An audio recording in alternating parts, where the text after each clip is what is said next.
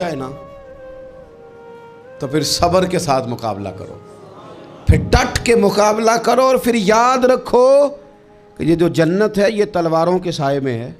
جنت تلواروں کے سائے میں تمہیں ملے گی، پھر ڈٹنا سیکھو۔ پہلے تو بات یہ کہ تم یہ ارادہ ہی نہ کرو لڑائی، اور اگر کبھی ہو جائے وہ لوگوں کو بتاؤ کہ ہیں ہم پرامن لوگ، پر دین کے لیے کھڑا ہونا ہو تو پھر ہم سے زیادہ کسی کو کھڑا بھی نہیں ہونا آتا، پھر ہم سے زیادہ کسی کے پاس طاقت بھی نہیں۔ حضرت مولا علی شیر خدا رضی اللہ تعالیٰ عنہ کے زمانے میں کفر کے ساتھ ایک جنگ ہو رہی تھی، تو کافروں نے نا جاسوس بھیجے کہ یار پتہ تو کرو مسلمانوں کی تیاری کس طرح کی ہے۔ تو جاسوس واپس جا کے کہنے لگا سمجھ کوئی نہیں آئی ان کی، وہ تو راہب قسم کے لوگ ہیں، صوفی قسم کے لوگ ہیں، وہ تو کٹے ہوئے ہیں دنیا سے، مسلوں پہ بیٹھ جاتے ہیں، رات کو تو لگتا ہے دنیا سے تعلق ہی کوئی نہیں، لیکن سویرے اٹھ کے میدان میں تلوار لے کے نکلتے ہیں تو لگتا ہے ان سے بڑا مجاہد ہی کوئی نہیں۔ یہ عجیب لوگ ہیں کہ رات کو مسلح پہ بیٹھیں تو لگتا ہے کٹ گئے دنیا، یہ صوفی لوگ ہیں، درویش ہیں۔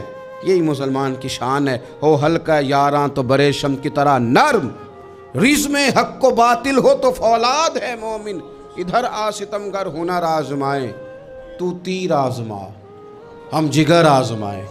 ہم تجھے اپنا حوصلہ بتاتے ہیں کتنا، دیکھ ہمارے حوصلے سے ٹکرا کے دیکھ یہ کتنا طاقتور اور مضبوط ہے۔ تو عزیز بھائی، اگر زندگی میں آپ کو صبر کرنا آ گیا، میں بڑے دنوں سے یہ عنوانات بیان کر رہا ہوں، اور آج تو خصوصی طور پر رمضان شریف کے اس جمعے میں میں اپیل کرنا چاہتا ہوں آپ سے کہ کمزور باتیں کرنی چھوڑ دیں، مایوسی کے جملے اپنی زندگی سے نکال دیں۔ ہم مسلمان ہیں، آپ بیمار ہو گئے ہیں تو یہ بھی خدا کا فضل ہے، گناہ معاف ہوں گے۔ اگر اللہ تعالیٰ نے فقیر بنا دیا، غریبی آ گئی ہے تو یہ بھی فضل ہے، امیروں سے پہلے جنت میں جائیں گے۔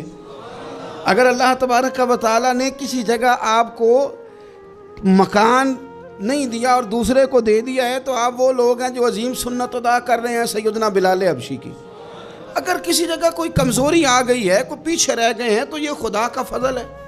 اللہ تعالیٰ نے چاہا ہمارے لیے جو فیصلہ تو ہم اس پہ راضی ہیں، لیکن اپنی زندگی میں اور شکوے اتنے بڑھا لیے، ہم نے اتنے بڑھا لیے کہ لوگوں سے شکوے کرتے کرتے رب رسول سے بھی شروع کر دیے۔ غلام بھی کبھی شکوہ کرتا ہے، آقا کا بھی شکوہ ہوتا ہے، بندہ بھی کبھی شکوہ کرتا ہے، رب کا بھی شکوہ ہوتا ہے، یہ بھی کبھی ہوتا ہے۔ آپ نہ مانے پر یہ شکوہ ہے کہ میں بڑے ڈاکٹروں کے پاس گیا ہوں آرام نہیں آیا، نہ مانے پر یہ شکوہ ہے میں نے کبھی کسی کو ستایا تو نہیں پر میرے حالات نہیں ٹھیک ہوتے۔ آپ نہ مانے پر یہ شکوہ ہے کہ فلانے کے پاس دولت زیادہ ہے، اس نے پتہ نہیں وہ آگے نکل گیا اور میں پیچھے رہ گیا، نہ مانے پر یہ شکوہ ہے۔ کس سے کر رہے ہو؟ رب رسول سے؟ او آس بولے تے او دی مہربانی، اساں تے لاڑ ہی لڑاونے نے۔ کس سے شکوہ کر رہے ہو؟ خدا کے بندو، غلام غلامی کرتے ہیں، شکوے کرتے ہیں کوئی؟ حضرت ام سلمہ رضی اللہ تعالیٰ عنہ، شوہر کا نام ہے ابو سلمہ، بیٹے کا نام ہے سلمہ، کہتی ہیں میں، میرا شوہر، میرا بیٹا، تینوں، چھوٹا بیٹا میرا، ہم نکلے مکہ مکرمہ سے مدینہ طیبہ جانے کے لیے۔ ایک کی بیٹا ہے، خاندان جمع ہے، شوہر کی گود میں بیٹا، اونٹ کے پیچھے میں۔ فرماتی ہیں مدینے کی سرحد آ گئی تو میرے میکے والے آ گئے، کہنے لگے ابو سلمہ نہیں لے جانے دیں گے مدینے اپنی بیٹی کو۔ میں نے کہا میں مسلمان ہوں، میں تو اپنے شوہر کے ساتھ مدینے جاؤں گی۔ انہوں نے کہا نہیں جا سکتے، تو نے جانا ہے تو جا، ہماری بیٹی نہیں جائے گی۔ زبردستی مجھ سے انہوں نے مجھے میرے شوہر سے الگ کیا۔ کہتی ہیں پھر میرے شوہر کے قبیلے والے آ گئے، وہ کہنے لگے اگر تم اپنی بیٹی کو نہیں نہ جانے دیتے تو یہ جو ہمارا پوتا ہے یہ ہماری نسل ہے، تمہارا نہیں، اسے ہم نہیں جانے دیں گے۔ وہ بچہ اپنی طرف کھینچتے تھے، میں اپنی طرف کھینچتی تھی، مدینے کی سرحد پہ۔ یہ جھگڑا زمین کے لیے نہیں ہو رہا، مکان کے لیے نہیں ہو رہا، حضور کے مدینے جانے کے لیے ہو رہا، حضور کے مدینے جانے کے لیے ہو رہا، مدینے جانے کے لیے ہو رہا۔ لنگ کئی مہینے تے برس گئے تے تیری دید نو دیدے ہی ترس گئے۔ انہوں نے بچہ کھینچا، میں نے اپنی طرف کھینچا، میرے بچے کا بازو اتر گیا۔ فرماتی ہیں میرے شوہر مدینے چلے گئے، بیٹا میرا میرے سسرال والے لے گئے، مجھے میکے والے لے گئے۔ آج بھی کچھ سیانے بندے کہتے ہیں اس کو نکال دو اور بچے چھین لو، ان کا بھی خیال تھا کہ بیٹا لے جائیں گے نا تو ابو سلمہ بھی مدینے سے واپس آ جائے گا، یہ بھی واپس آ جائے گی۔ او یار، اتنا بڑا بھی ظالم کوئی نہیں ہوگا جو ماں باپ سے بچے جدا کرے۔ فرماتی ہیں کہ وہ لے گئے چھین کے، میں کے چلی گئی۔ لوگ روٹی کھاتے تھے، میرے حلق سے نہیں گزرتی تھی۔ زمانہ سویا کرتا تھا، میں سو نہیں پاتی تھی۔ بیٹا کہاں، شوہر کہاں، میں کہاں۔ ام سلمہ کتنی دیر تکلیف کاٹی؟ جناب ام سلمہ کہنے لگی، لوگوں 1-2 دن نہیں، پورا سال بیت گیا، پورا سال، پر جے سونا ہی میرے دکھ وچ راضی، جے سونا ہی مارو مینو مار مکاؤ، میں کوئی عذر نہ پیش لے آواں، او جے سونا ہی میرے دکھ وچ راضی، پھر سکھ نو چلے ڈاواں۔ فرمایا سال بیت گیا، لوگ صبح اٹھ کے کام کاج پہ لگ جاتے، کپڑے بدلتے، ڈیوٹیاں کرتے، اور میں سویرے اٹھ کے اس جگہ آ جاتی جہاں میرا شوہر اور میرا بیٹا بچھڑا تھا۔ میں سارا دن روتی، آہوزاری کرتی، حضور کے مدینے کی طرف منہ کر کے میں تڑپتی۔ سال بیت گیا، سال، ایک ہفتہ نہیں نکلتا بچوں کے بغیر۔ بڑے بڑے سیانے لوگ پردیس جاتے ہیں تو بچوں کی فوٹو دیکھ دیکھ کے روتے ہیں، لیکن کہتی ہے ماں تھی، بیٹا بچھڑا اور پھر بیٹا بیمار ہو اور ماں سے جدا ہو، کتنی تکلیف کا منظر ہے۔ آپ فرماتی ہیں کہ 1 سال بیت گیا اور میں نے کسی کی منت نہیں کی، میں نے کوئی شکوہ نہیں کیا، اس لیے کہ جس حال میں رب و رسول رکھیں۔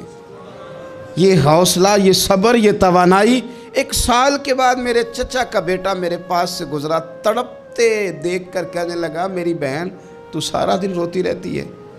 تو میں نے کہا بھائی تمہیں کیا بتاؤں، اس کا شوہر چلا جائے، بیٹا جدا ہو جائے، وہ کیا کرے گی؟ فرماتے اس نے جا کے میرے باپ سے، اپنے والد سے، میرے خاندان والوں سے کہا اس کی سزا کب ختم ہوگی؟ اس غریبنی کا قصور یہ ہے کہ یہ مدینے والے کا کلمہ پڑھتی ہے، اس کی غلطی یہ ہے کہ یہ مسلمان ہو گئی ہے، دین حق قبول کر لیا ہے، کیوں نہیں تم خیال کرتے؟ کہتے ان کے دل نرم ہوئے، وہ رضامند ہوئے مجھے مدینے جانے پر اس نے کوشش کی میرے سسرال پیغام بھیجے، کب بس کرو، اور بچہ تو چڑیا کا جدا ہو جائے تو وہ تڑپا کرتی ہے، اور تم نے ایک جیتی جاگتی ماں کا بیٹا جدا کیا ہے۔ وہ بھی نرم ہوئے، رب نے اسباب بنائے، میرا بیٹا مجھے ملا۔ کہنے لگے تو رہ جا، میں نے کہا نہیں، تم مسلمان نہیں ہو، تمہیں پتہ نہیں نا، میں یہاں نہیں رہ سکتی، مجھے مدینہ ہی جانا ہے۔ اکیلی اتنا سفر، جنگلوں کا رستہ، پہاڑی رستہ طے کر لو گی؟ میں نے کہا میں کر لوں گی۔ جنہوں ویک کے ٹھر دیاں اکھیاں نے تو جنہوں ویک کے ٹھر دا سینہ ہے، ربا تیری ساری خدائی ایک کی تے شہر مدینہ ہے۔ کہتی میں اونٹ پہ بیٹھی، بیٹا میں نے گود میں بٹھا لیا، میں سفر کرنے لگی، پر دل میں کھٹکا تھا کہ اتنا لمبا سفر، بیٹا چھوٹا ہے، کیسے کروں گی؟ کہتے مجھے عثمان بن طلحہ مل گئے، کہنے لگے کہاں جا رہی ہو بہن؟ میں نے کہا مدینے۔ کہنے لگے اکیلے جاؤ گی؟ میں نے کہا جانا تو ہے نا، کوئی ساتھ چلے نہ چلے پر شہر رسول تو جانا ہے نا۔ آپ فرماتی ہیں میں نے عثمان بن طلحہ سے نیک بندہ کوئی نہیں دیکھا، میرے اونٹ کی لگام تھام لی۔ جب مجھے اونٹ پہ بٹھاتے تھے نا، اونٹ بٹھا کے چلے جاتے تھے، میں بیٹھ جاتی تھی تو آ کے لگام تھامتے تھے۔ جب کہیں مجھے اتارتے تھے تو اونٹ بٹھا کے چلے جاتے تھے، میں اتر جاتی تھی تو اونٹ کو باندھتے تھے۔ سونا ہوتا تھا تو اونٹ بٹھا دیتے، میں اتر جاتی، وہ دور جا کے لیٹ جاتے۔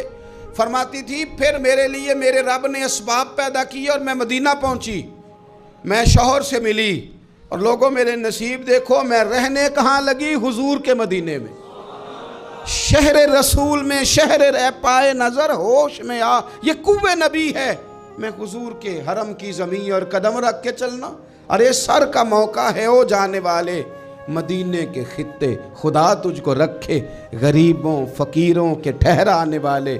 کہتی ہے میں وہاں بسنے لگی۔ آپ فرماتی ہیں مسلمانوں، شاید مجھ سے زیادہ تکلیف کسی نے نہ سہی ہو، پر دیکھو 1 سال پورا میں تکلیف میں رہی، اور جب میرا صبر سال کو پہنچا، صبر کی عمر 1 سال ہوئی، تو پھر رب نے بندوبست کیا، پھر میرے گھر والے بھی نرم ہو گئے، سسرال والے بھی نرم ہو گئے، رب نے میرے آنے جانے کے لیے ایک بندے کا بندوبست بھی فرما دیا، پھر میرا شوہر تک بھی میں پہنچ گئی، مجھے مدینہ الرسول بھی نصیب ہوا۔ 1 سال میں نے صبر کیا تھا، رب نے مجھے مستقل مدینے کا ٹھکانہ عطا فرما دیا۔ لیکن جو بندہ صبر ہی نہ کر پائے، جو صبر ہی نہ، جو کہ جی بڑی دور سے آیا ہوں، بڑی دیر ہو گئی، بڑا ٹائم ہو گیا، کب جا کے مسئلہ حل ہوگا، وہ جو آپ نے بتایا تھا وہ تعویذ کب اثر کرے گا، وہ دعا کب قبول ہوگی، وہ فلانا معاملہ کب، بھئی یہ ڈیٹ تو آپ کو رب رسول ہی دے سکتے ہیں، بندہ تو کوئی اطلاع ہی دے گا، پیغام ہی دے گا، دعا